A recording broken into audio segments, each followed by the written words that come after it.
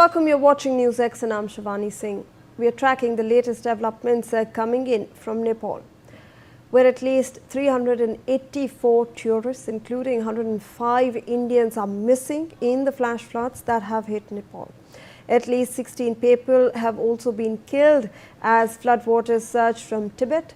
Nepal's foreign minister has suggested that an earthquake triggered avalanche that may have caused the devastating flood, with authorities still investigating the exact sequence of events. Bihar and Uttar Pradesh have both been put on high alert. Let's first take a look at 20 pictures coming out from this particular tragedy that will give you an understanding, an overview, a perspective of what all has been caused because of these flash floods, the devastation that has been caused. That first picture is on your screens, viewers. Buildings, trucks, all stuck because of these flash flood debris. So this is all silt. Whatever you can see here, this is silt from the river. This is mud from the river. Remember that Nepal is a Himalayan nation. The rivers here are heavy in silt. So when these flash floods hit a particular region, they come along with mud and silt and they have inundated the entire area, all of them submerged. Let's in fact look at another visual that is coming to the fore right now. This is how flood flew down from Tibet to Rasua in Nuwakot. So this is a particular visual that we are bringing for you, Rasua. And why we are bringing out this particular image is because Nuwakot has been one of the worst hit regions, and clearly you can see over here how flood waters are gushing through this entire region. And remember that there are settlements on this side of the hill, there are settlements on this side of the hill as well. Unfortunately, all of them inundated because of the powerful flash floods that are moving down from Tibet. Let's look at another image. Flattened entirely. This particular image gives you a story of what exactly happened. This is the biggest school in Nepal, the Tribhuvan Trishula High School, entirely swept away. You can see that nothing remains on the ground. You have silt and mud deposited by the flash floods, by the rivers that have made their way through this particular region. Unfortunate, but this is the devastation that Nepal is currently witnessing. Let's also look at this particular visual. This gives you a perspective of how homes have been inundated. They are all submerged over here, and you can see that locals are taking the highest possible ground due to buildings being submerged. So they are trying to make sure that they are safe. The authorities have also asked residents to move to higher ground, and that's what these residents are currently doing. Let's look at another visual over here. Complete devastation, aerial view of Nuwakot district. Like I mentioned, viewers, one of the worst affected districts, completely submerged. You can see these areas are completely inundated. These are also affected because of the flood waters, and people have been asked to move from this area. Let's look at another image. At least half a dozen bridges also on the 260-year-old trade route with Tibet has been swept away. So bridges, remember that this is an area which is in the neighboring regions of the Nepal-Tibet border areas, and there were multiple bridges in that particular area, in that particular region, which have been swept away because of the powerful flash floods that occurred.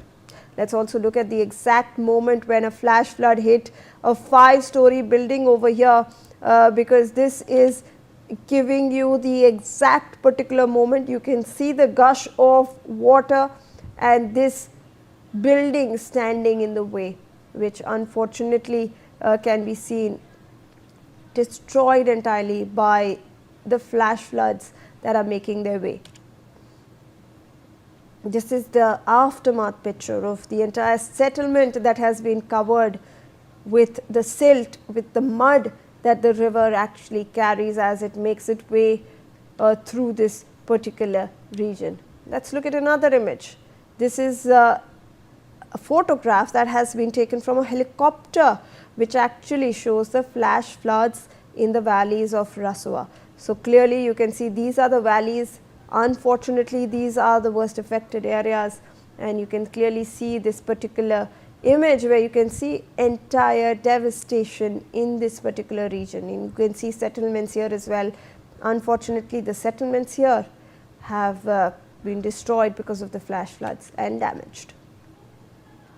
This is a partially submerged building along the river bank. So, we are getting you images from helicopters, we are getting you those aerial images, but let us look closely as well, because this is where you can see the devastation.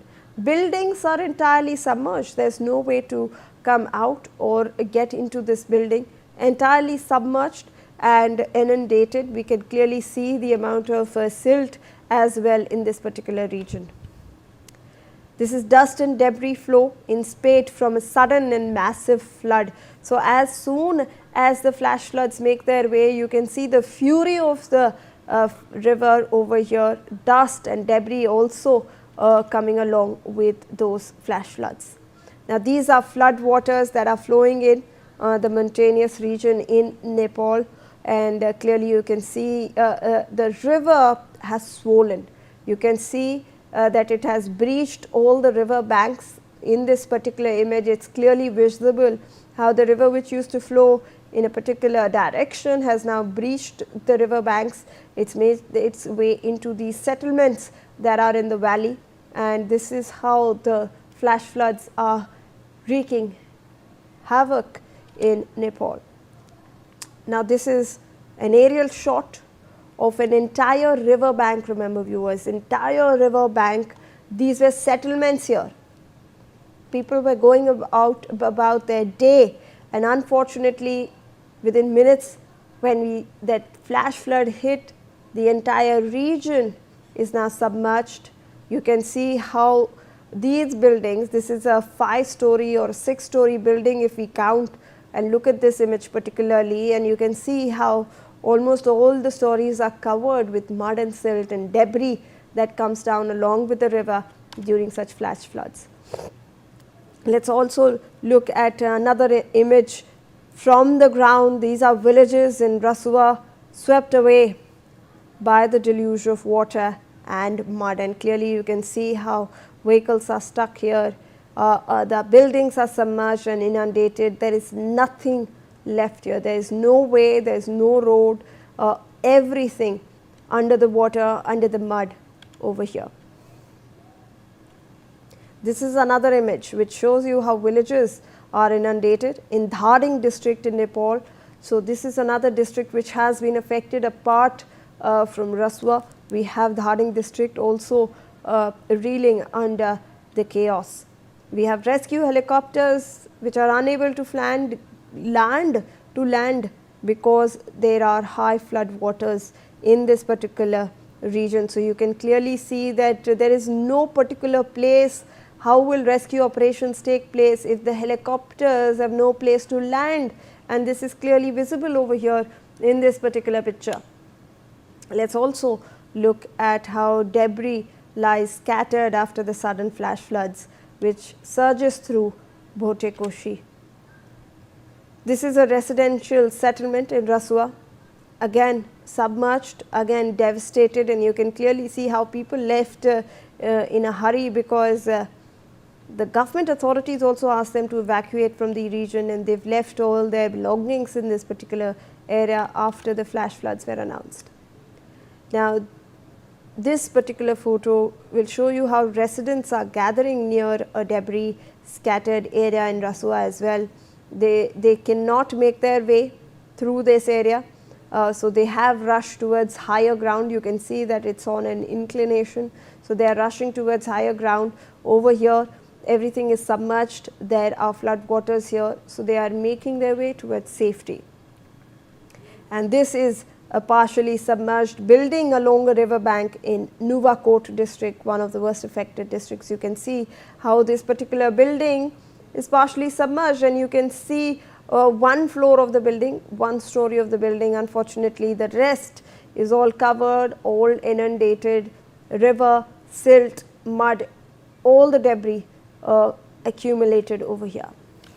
So clearly very devastating images coming in from Nepal. Let me go across to my colleague Atul Ranjan, who has more information and who has been tracking these developments from the ground. Atul, I want to understand from you, these are devastating images obviously coming out from Nepal, and unfortunately the death toll will rise, the damage and the destruction caused that we are aware of right now will increase as and when the government and the authorities assess the situation.